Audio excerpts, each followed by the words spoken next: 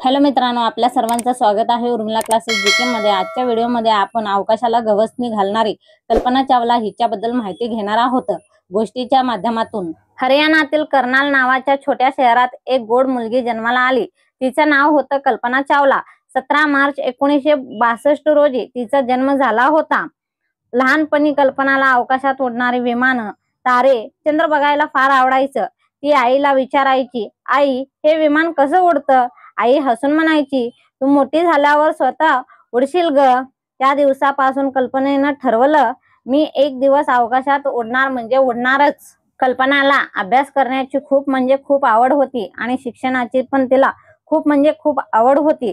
कल्पना खूप अभ्यासू आणि जिज्ञासू होती। ती टागर बाल निकेतन शाळेत शिकली। तिला विज्ञान आणि गणित खूप आवडायचं।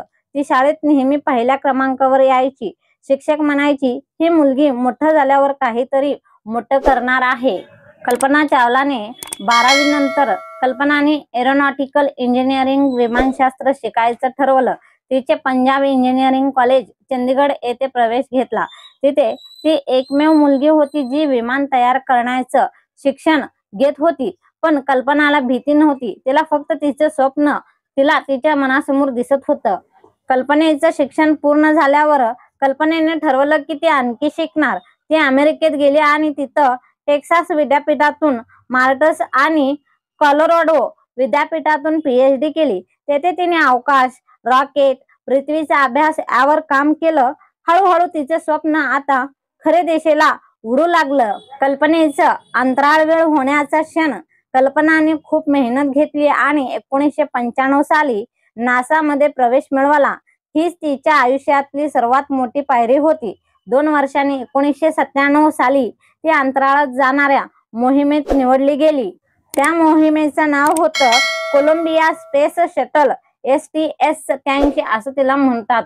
त्या मोहिमेत कल्पनाने पृथ्वीभोवती 252 वेळा प्रदक्षिणा घातली आणि 6.5 दशलक्ष मैलांचा प्रवास केला।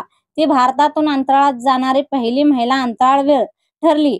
संपूर्ण भारत तिच्यावर अभिमानाने गर्व करू लागला। कल्पनाचा दुसरा प्रवास आणि दुर्दैव, कल्पना पुन्हा एकदा अंतराळात गेली। 2003 साली ती पुन्हा कोलंबिया मोहिमेत STS-107 सहभागी झाली। त्या मोहिमेत ती आणि तिच्या टीमने अनेक वैज्ञानिक प्रयोग केले। पण दुर्दैवाने 1 फेब्रुवारी 2003 रोजी अवकाशयान पृथ्वीवर परत येत असताना स्फोट झाला आणि कल्पना चावला आणि तिच्या 6 सहकाऱ्यांचा मृत्यू झाला। अशा प्रकारे कल्पना चावलाचा मृत्यू झाला। संपूर्ण जग स्तब्ध झालं, पण तिचं स्वप्न, तिची ओळख कायमची जिवंत राहिली। कल्पना चावला नेहमी म्हणायची, स्वप्न पहा आणि त्यांना साकार करण्याची हिंमत ठेवा। ती आज नाही, पण तिचं नाव आजही ताऱ्यामध्ये चमकत आहे। भारतात तिच्या नावाने शाळा, रस्ते, विमान आणि पुरस्कार दिल्या जातात। कल्पना चावलाला मिळालेले काही पुरस्कार आणि सन्मान: पहिला, नासा स्पेस फ्लाइट मेडल, दुसरा, कीर्ती चक्र, तिसरा, अंतराळवीरता पुरस्कार।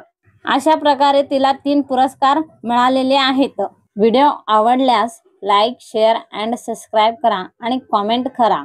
Thank you.